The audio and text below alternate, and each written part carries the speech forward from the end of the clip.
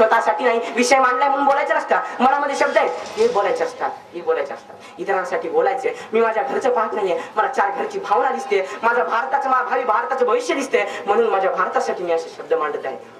कसं आहे, या आळंदीच्या संत ज्ञानेश्वरांच्या पादुकावर ज्ञानाचा लखलखाट असेल, पण तो ज्ञानाचा प्रकाश फैलावणारा संत ज्ञानेश्वराचा आम्हाला कुठे दिसत नाहीये. वी आर ऑल ब्रदर्स म्हणणारे अमेरिकेच्या धर्म परिषदेमध्ये जाऊन अशी बोलण्यामध्ये दिसू लागली आहे. असं स्वार्थाच्या गोष्टी मनामध्ये चढू लागल्या, असं चालणार असं नाही चालणार. हा विषय खरं तर तुमचा आमचा सुद्धा नाहीये, हा विषय आला आहे राजकारणातून.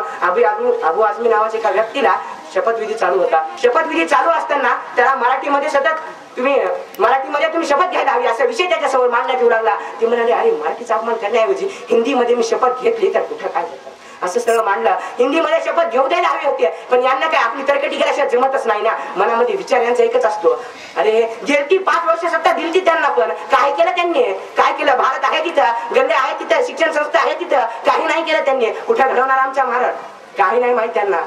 खुर्ची असते ना, खुर्चीसाठी जगत असतात ते, खुर्चीसाठीच मरत असतात. राजकारणावर भरोसा ठेवू नका.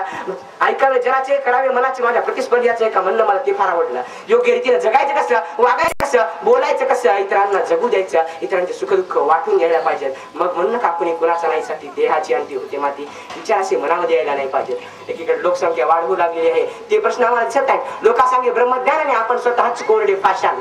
महाराष्ट्रामध्ये कुठे नीट मराठी बोलता येते, कोकणमध्ये मालवणी बोलली जाते, विदर्भामध्ये वराडी भाषा बोलली जाते. कुठे एकता आहे आमच्या भाषेमध्ये, कुठे आमच्या भारतामध्ये एकतेने आम्ही मराठी भाषा बोलू लागलो.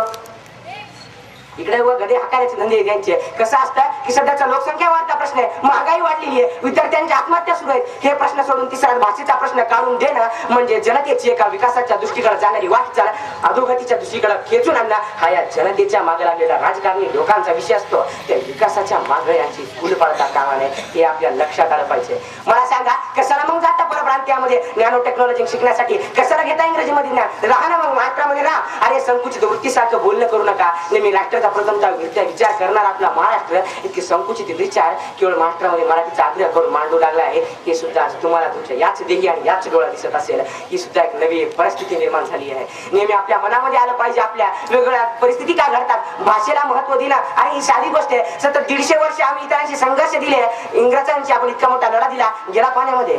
काही घडवायचं नव्हतं का आपल्याला? आणि किती मोठा इतिहास होता आपला, आणि त्या इतिहासाला घडवून 150 वर्ष होऊन आज इतकी वर्ष झाली, आणि आज आपल्या मनामध्ये प्रसंग का मनात येऊ लागलाय, का असं होऊ लागलं? माझ्या जनतेवर माझा विश्वास आहे. भविष्यामध्ये आज येतो हिमालयापासून ते कन्याकुमारी पर्यंत, गुजरात पासून ते पश्चिम बसलेले आहे, ती सुद्धा होऊ नये. प्रसंग आठवला म्हणून एक गोष्ट सांगतो. ससा कासवाची गोष्ट तुम्हाला माहित असेल. ससा कासवाची एका शर्यत लागली होती. जगलास, इतरांसाठी जगलास तरच खरा जगलास हा नारा होता वीरांचा. इतरांसाठी जगलास तरच खरा जगलास हा नारा होता वीरांचा.